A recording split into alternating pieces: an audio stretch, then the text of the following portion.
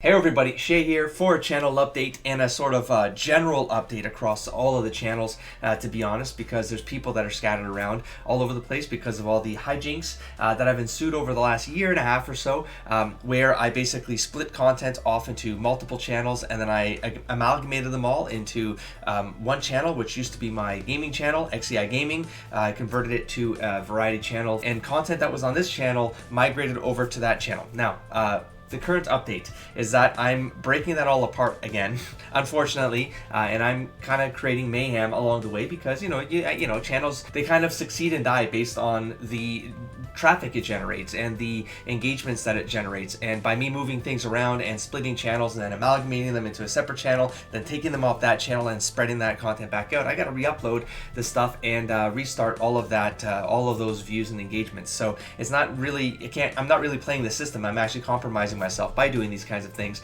but I am also compromising the community that I built along the way across the multiple channels, and I get that, and I do apologize across all the channels, but I do want to get things right while the channels are all small enough without catastrophic outcomes. Now, that being said, generally over the last 2 years in particular, I've been really getting into the data behind YouTube. I'm a big analytics person, and I'm kind of fascinated by how broken it seems, and not because my channels are small. That's besides the point. This is a hobby for me. This is not something I do as a full-time job, although I have put in part-time and full-time hours on top of a full-time job, and then things like producing books that for those of you who follow me over Kickstarter over the last 3 to 4 years, all of that, I do all of that stuff. And this was gaming in particular was a hobby for me, but I just loved creating content, and so I created the manga dev one because, as you can see with all the manga behind me, I started buying a lot of it because I wanted to kind of share that noob experience with people, and so I created Manga Delve. And now this is probably my biggest regret right now, is having killed Manga Delve a year ago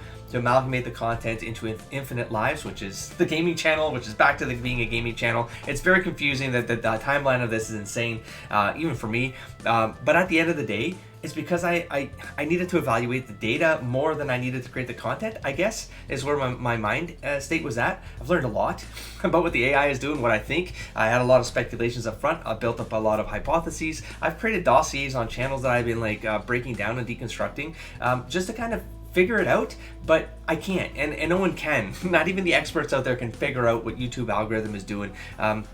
You have comments like from Mr. Beast and stuff like that also is that I've come across recently with the YouTube product manager for the search engine, or the algorithm component or aspect of YouTube.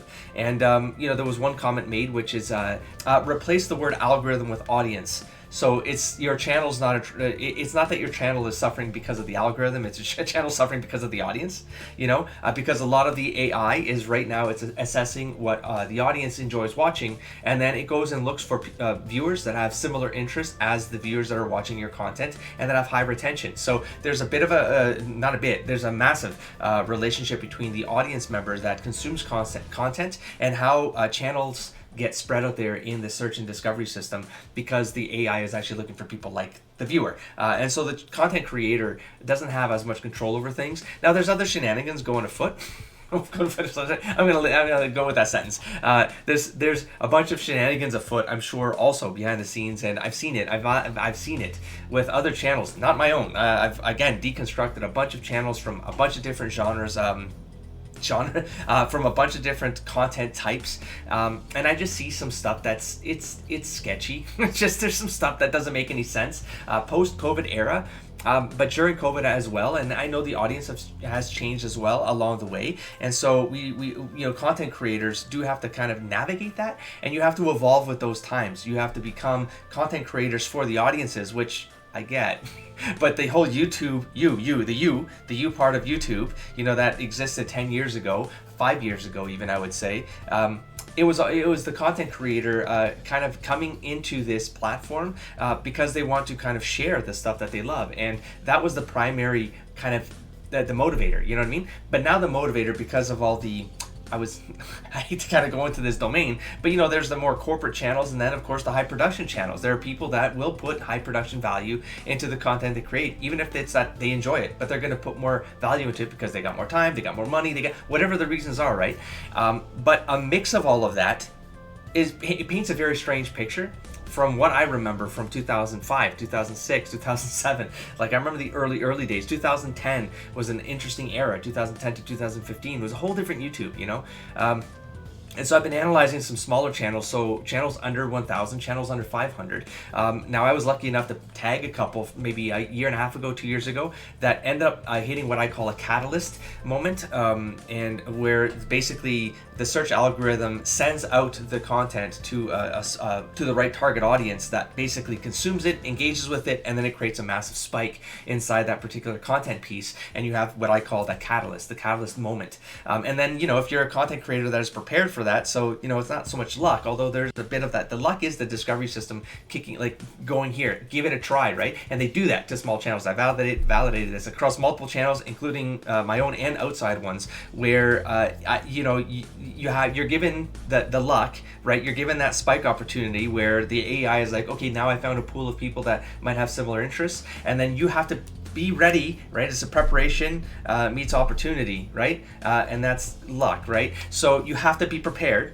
when the opportunity presents itself. You got to go for it. You got to double down, triple down, quadruple down, right?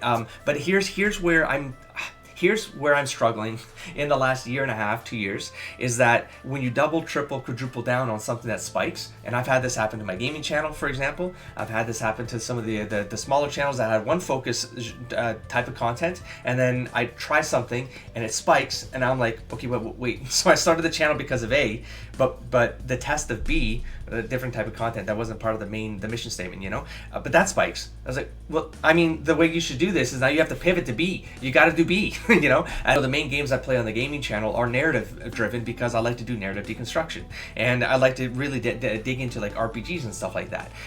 But you know, when I have games take off that are like Pokemon trading card game, right? I'm like, that was just like I was just kind of killing time and enjoying myself, right? But like it was routinely going way over any of the other content I was producing, routinely, month after month, year after year. I killed it, like put the whole playlist into private and all the videos into private, which effectively kills all your data. If you look at my data on Social Blade, for example, those of you who are data people, you'll see like these massive dips and then spikes. That's me putting a bunch of videos into private.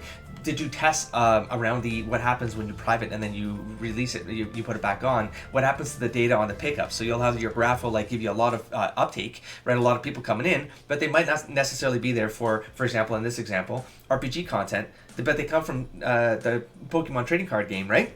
And so I end up having a lot of people on the channel, subscribers, that don't then view the other content that I produce, which then sends negative signals to YouTube, which then doesn't make you grow. You know what I mean? So there's like this cascading effect of you attracting the wrong audience, right? I mean, it's all good audience, but it's wrong in the sense of the data and what gives you reach and discoverability opportunities. And so the option there for me is like, well, I should be double down, triple down, quadrupling down on Pokemon trading card games or games like this, you know, because that's what's growing the channel. So I should be doing only that, right? But I was like, but that's not why I created the gaming channel, right? So that's just one example, but it applies to my other channels, and it applies to other channels that I've been creating dossiers on. Why am I doing this a lot? Because I do create these terms because it makes me think about these concepts easier, and I love Mass Effect and I love the dossiers.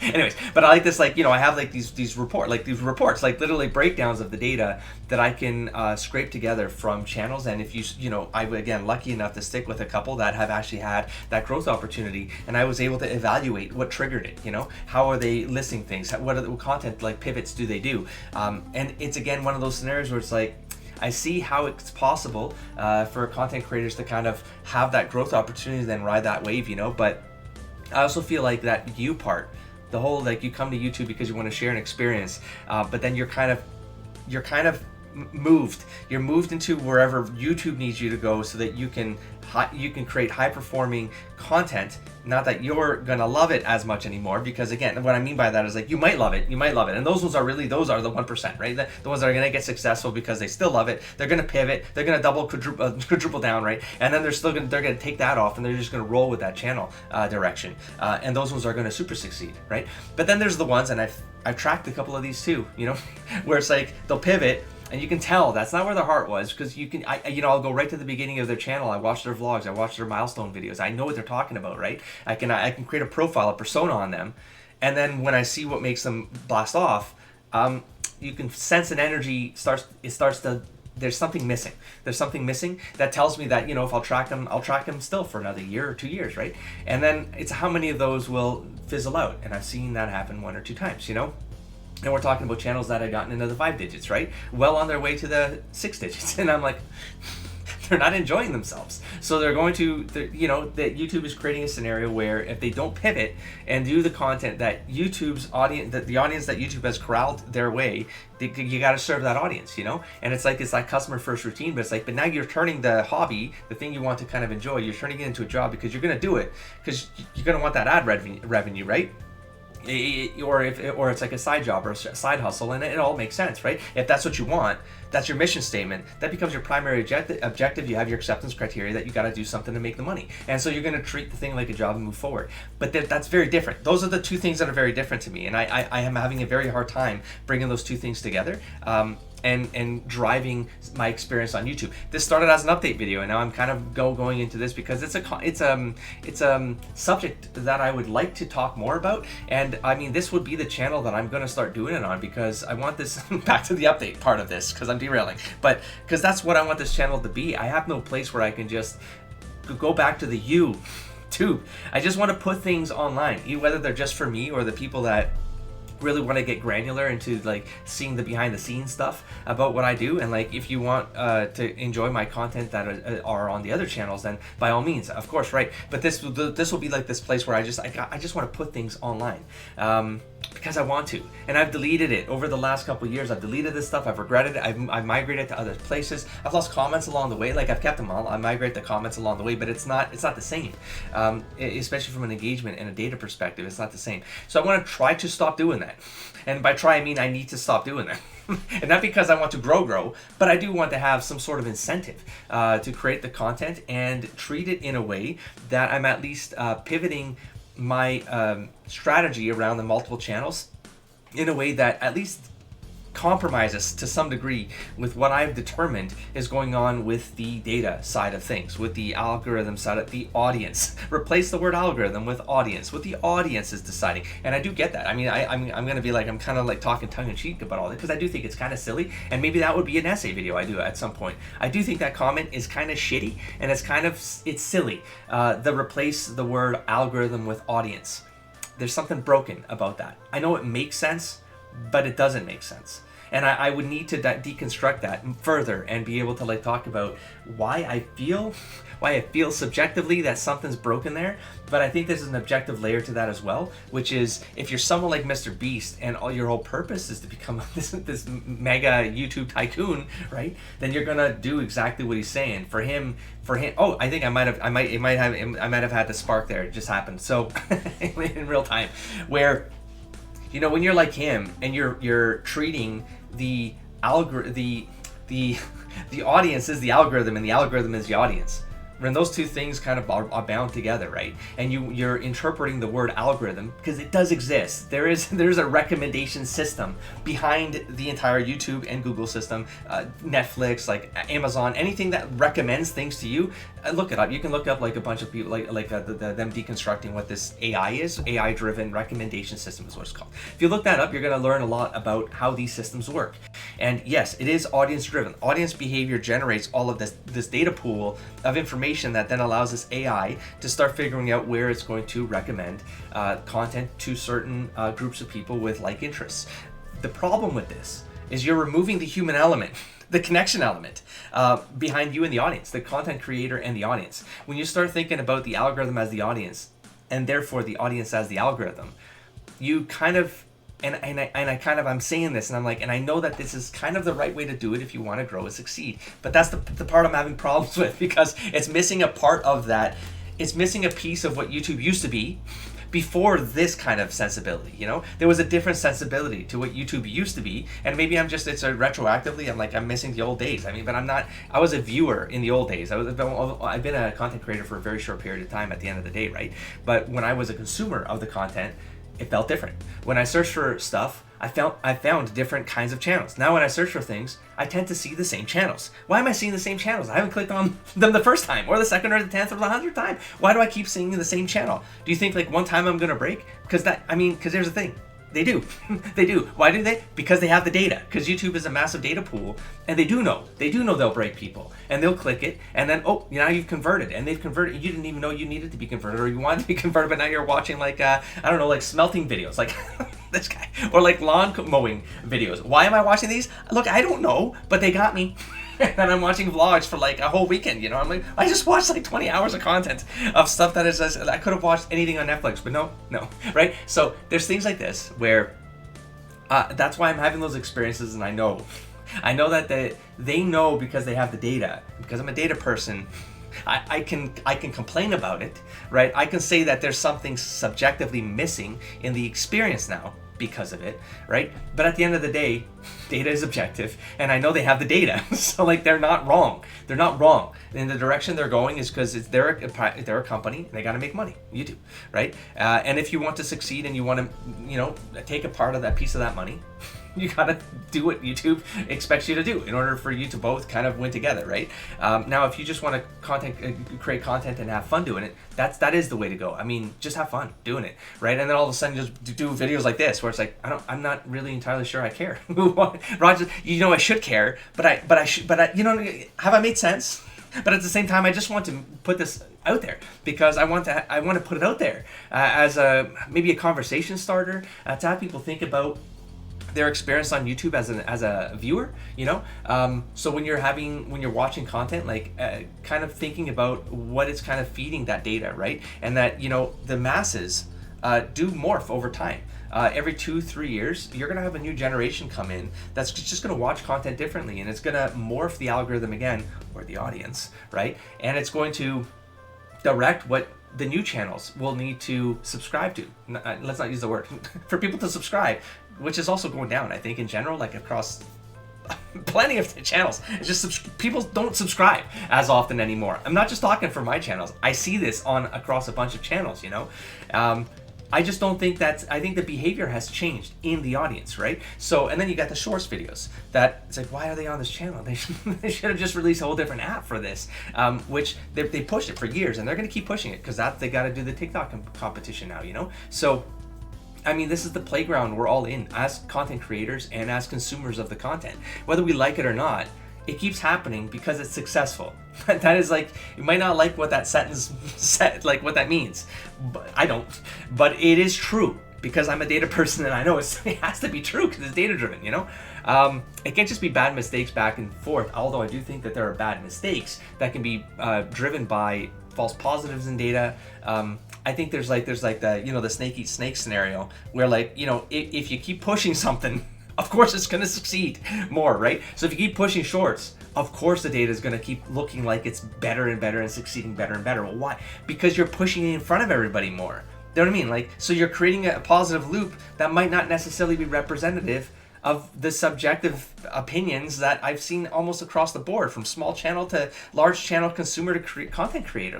I just hear people complaining about this thing, but it's here to stay. Why? Because it is succeeding. I've seen some of the numbers behind it. It's massive. It's getting massive engagement, which again, I think it's low value engagement. I think it's low value results, but from a YouTube perspective, it's bringing people onto the platform. They're sticking around, and then now they have binded shorts with a longer form content. The data is actually bound now. They broke it. They have admitted to this. They broke it. Then they patched it during the summer, I think, something like that. And now if you've created shorts for the last 2 years when they were telling you to do it, well, now you're reaping the rewards because they were telling you to do it. They broke the data, so they mangled everybody for 2 years.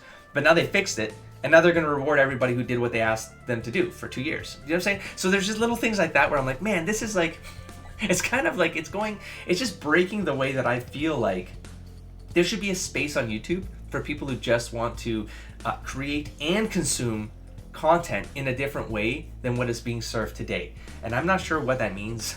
I feel like it could have been split, like a different apps for different content types would have been like, that's what I would have that would be my high level recommendation. Is shorts should have just been YouTube Shorts, and it should just have been a different website, a different application you download, and it should have been a TikTok competitor as a TikTok competitor. You know what I mean? But it's like YouTube just like smashing things together. You want to do streaming to compete with Twitch? I do think they have a better platform for streaming, even though I haven't done it, but I've seen it. I think it's better integrated. I hate Twitch as an experience. I hate it. I hate it as a consumer. I can't stand it. And I enjoy the YouTube one. So I do think they will win that one. But again, do I think that it needed to be all the same thing? I mean, I'm not sure, right? I feel like maybe they could have split that up, or they just could have done it differently. I'm not sure, man. I'm not sure. But I'm just giving you a /update rant video because I felt like turning the camera on and talking. And I feel like I miss this. I miss this, man. And so bring it all together, because I can see the runtime on this and I don't want to go too much longer. The update portion of this is that, yeah, I'm going to be re-uploading a lot of the showcase videos that I did for, in particular, the omnibuys. I will be coming back to the channel because I got a couple other ones that I would like to show. Actually, my head is covering them. So back there, you know, I got a couple art books. I've been just starting to get into art books, from video game art books to just IP art books. I like to see the way that projects have evolved over time, you know. But then just in general in art books, because I kind of want to get into that as my next printing project, with AI in particular. So you've seen some AI videos upload to the channel.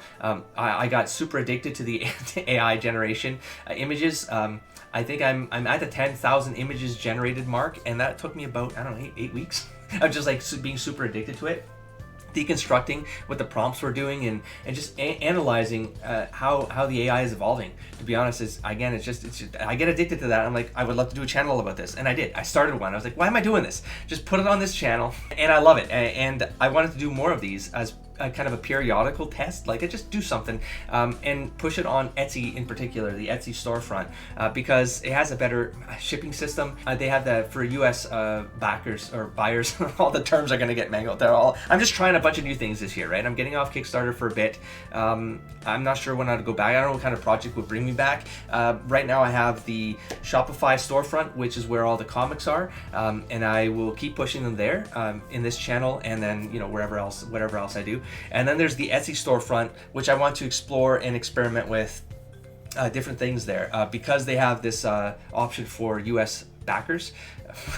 The language, US buyers, where they can get free shipping after, I think it's $30 US. It's free shipping. So I want to play around with something with the numbers to just see if I can, I don't know, just try something different with shipping. And I know it's going to limit like the audience that from Canada, and I'm from Canada, so it's like it does kind of bother me a little bit, but I got a way to mitigate some of that for Canada, at least to some degree.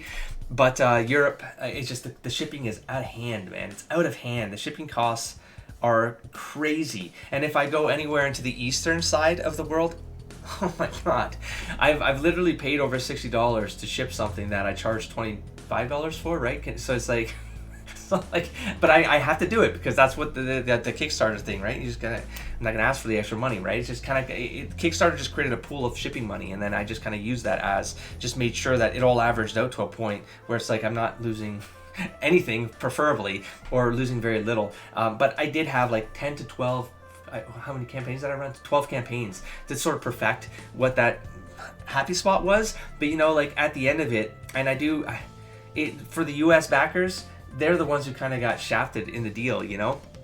And I mean, I'll just be transparent about it, because it is what it is, because it's just the way the system worked on Kickstarter. It couldn't be any other way, you know? It would get too complicated to manage that. And then, you know, if I've used BackerKit as a backer, I hate it. I hate BackerKit. And I'm getting to the point now where I don't want to back projects that use these third-party things, because I end up paying what is on Kickstarter, but then I pay more in BackerKit. Or in one case that just happened, it's like I got money back, but then I couldn't get the money. So now I have credit in BackerKit, but you're not going to give them money back. Like, I hate this. I hate like confusing shopping experiences, man. This is not customer first. It's not customer centric, you know? And I just want to see if I can explore different venues for this. In Canada, for example, I'd like to do some shows. I'd like to get into some book fairs, just something different, you know? And if it means that I travel to a couple different provinces to do it, I'll try it. I mean, why not? I'll do some road trips and I'll get out there, you know? So that's how I mitigate it for Canada. I know that's not going to get to all the Canadian backers that back me through the 3 years of Kickstarter. That's not always going to reach everybody. But man, I hope that there's somehow, I know that there's a bunch of money problems going on with the world right now. There's just problems everywhere, you know? It's making everything complicated with the value of the cost and like profit. There's there's barely any profit. Like, I'm not sure how some projects on Etsy in particular, how any of them make profit. Like, I've deconstructed them. I mean, I've done this long enough now where I go, this project's not making money, and this person's not going to continue doing what they're doing because it's not sustainable, you know. And some of the Kickstarter projects I back, you know, I just look at them and I go, no, there's no way. There's no way. There's no way. There's no way. Especially if I find out if the creator's from Canada as opposed to the States. There's no way. There's no way. So I'll leave it at that. I know that, like, I found a little bit, it wasn't a loophole, but I definitely found a system for me to be able to make it more viable as a Canadian running Kickstarters, which is, you know, I ship all my stuff via a distributor that drives them across the border, and then they ship it from the States. And I get, like, I save a killer amount by doing it this way. So yeah, they take a bit of a cut, but it's like, we're talking 30-40% saved on the shipping if I were to ship from Canada. So it's just completely unviable as a Canadian creator. Honestly, like, it sucks, man. It sucks because I would love to do more. No way of, like, producing them for a reasonable amount to then make it reasonable to the consumer. Like, I'm just not sure without bulk. Like, if you were to get bulk, if the orders went up by 10 times, if I 10 times the orders, yeah, because I'd be able to, like, print in bulk, and all of a sudden I make a savings on they wouldn't be small print runs anymore, right? Which is just, that's also just, it's like almost break even, like, it's break even print runs that I'll do, right? Because I just want to get the content out there. I want to do it. I want to complete the projects. My big mission statement with Raven Nevermore was to complete the project. And it took me 12 years, you know, but I did it, you know, and with that, and then the Karoo after that. I'm working on Prime 8 right now, superpowered primates in a apocalyptic world that was overrun by something called the Green Spread, which I love to talk more about. So I did go and grab the book, because some people might be new here, or they might have come for different reasons, and I want to give you a kind of a showcase, the stuff that I've done behind the scenes, and the stuff that I love doing, and it's comics. Like, so I've done 3 trades. So they're graphic novels, right? There's the spines and the thickness. It's volume 1 of Raven Nevermore, volume 2 of Raven Nevermore, and volume 3 of Raven Nevermore. So volume 3 just got completed. This is getting shipped to backers. I keep calling them backers. The Shopify is where I've been selling these. I did a pre-order. I'm off of Kickstarter at this point. I just want to try something different. I'm seeing other people pull it off, and I'd like to, I think, change the dynamic of how all of that stuff works. I have an experience doing it for 3 years. It was good, but I just feel like there's some shenanigans afoot with the way the platform works, similar to the complaints I had about YouTube. I just think it's happening across the board for whatever reason. It's just that something. It doesn't make it viable. And the incentive of staying on these platforms is decreasing significantly, because you know, if you have to put effort to get people to that platform, then fulfill it based on the terms of that platform, and then they take the cuts and stuff like that, right? You might as well start your own store. Does it cost money to start your own store? Yes, it does. But you do have all the control of the store. You can promote. So when you're putting time into promoting and pushing people somewhere, might as well be to your thing, right? Because, like, the motivation is gone. The platform for me is for it to be viable, is that the platform brings people to your product, the stuff you're trying to create. You're trying to get backers, people to support you on the platform that exists because it has people. That's why I'm trying Etsy out, because Etsy still has a pretty strong platform. I did try it, and back in 2015, I ran a shop called XCI Shop, and I did like it back then. I think the platform's way better today. It looks really good, really slick. But I'd like to test it again to see how it works for comics, because, I mean, why not? They still have a community. They have a strong art or craft, I guess, heavy community still. I'd like to see if I can tap into that group, like to see if there's any interest there. I'm not sure why someone wouldn't go on Etsy, as I'm starting to see more and more crowdfunding projects already be completed or near completion before they run a campaign. And at that point, it's like, well, if you're already going to invest in doing a print run and you've already committed to that, I guess it's because you don't know the numbers, right? You don't know your print number. If your backers are your kind of pre-order list, and then you order based on that plus a certain percentage and cover just in case, right? But in any case, I'm just saying that there's got to be other options for you to use as storefronts. It comes to the point where the platform itself is no longer really generating more customer eyeballs, right? Because if you're going to put the effort into that, it might as well be your own thing. That's the summary there. Also got Karoo. So Karoo the Black Lion. All of these are horror, fantasy horror, or dark fantasy horror, however you want to call it. There's some gothic influence because that's what appeals to me most. This particular one was based on a public domain character from the 1940s. I forget the dates. Anyways, it's very, very early character called Karoo the Black Lion. There was only 5 short appearances of Karoo. I enjoyed the idea of it just based on the snippet for the character on the first appearance, on the first half-page panel, like him being feared because of his charcoal fur, and because people thought there was a supernatural angle behind all of that, and so I was like, well, what if there was, right? And so I kind of went through all this. So he kind of like, he's got this bond with this kid called Starboy, and I don't want to spoil anything past that, but it's got Lovecraftian influences as well, because it's inevitable that I'm influenced by Lovecraft. I love the idea of the world building aspect that Lovecraft brought to that pulp, the kind of pulp context of storytelling. Anyway, so there's the 3 traits, and then the new project I'm working on, and I did a prototype here, is for this little guy. So right now it's these smaller books, but I would love to print these bigger.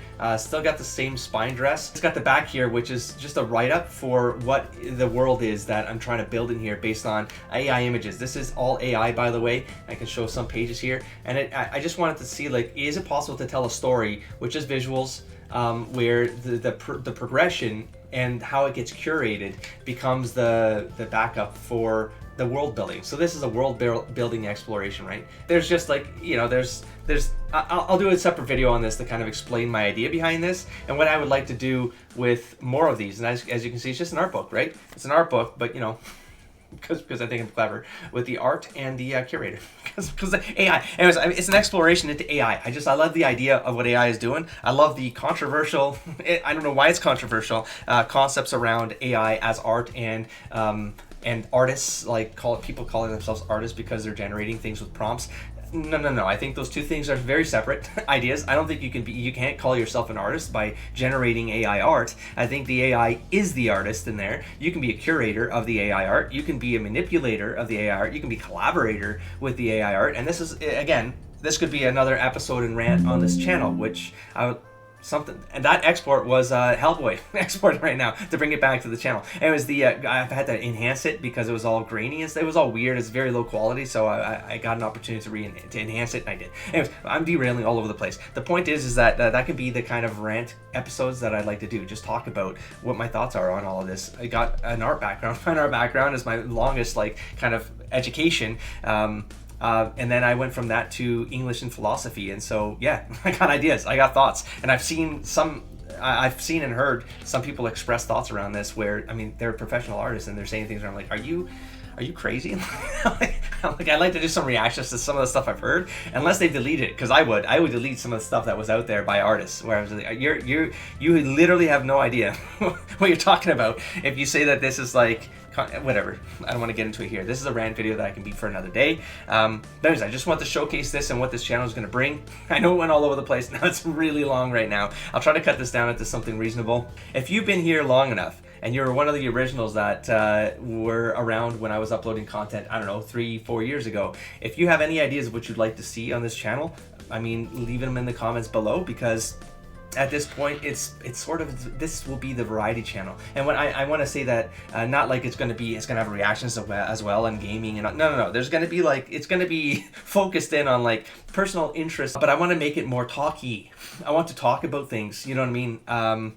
While showing it as well, and experimenting and just putting things out there for people to kind of just start conversations around. So that's the kind of mission statement. As long as this episode has been, leave your comments below for anything you'd like to see. I would like to do more art showcase videos, so things along the lines of that, AI art investigation, anything tied. Now, I don't want to get into too much of the granular comic stuff like industry. There's a lot of other channels doing it better than me, more controversially than me. And I don't want to get caught up in controversial traps, because ultimately I'm engaged with the conversations around all of that, but I wouldn't consider it fun to be in the middle of how YouTube, just the way that social media and YouTube amplify a lot of the polarity that happens. Like, it's just, no one's having a conversation anymore. This is a waste of my time, you know? Like, I can't be in the middle of that. I'll leave it there. Thank you for checking it out, and thank you for sticking around for so long, even though content hasn't been uploading. And I totally get it if this isn't for you, and this would be your jumping off point, right? But hopefully it's also the jumping on point for other people who stumble upon this video and you think that it'd be something cool, especially if you come from the other channels and you like to see some more behind the scenes stuff about me. Then there you go. You got another place. You got a bonus channel that you can subscribe to, and this will evolve, I guess, together, right? Because like, we'll see. I mean, it's a personal channel, but at the same time, I'm also willing to have let the conversations guide it as well. Okay, in the comments below. So I'll catch you in the next stack of episodes. Don't forget to explore, engage, and inspire, buddy. Peace.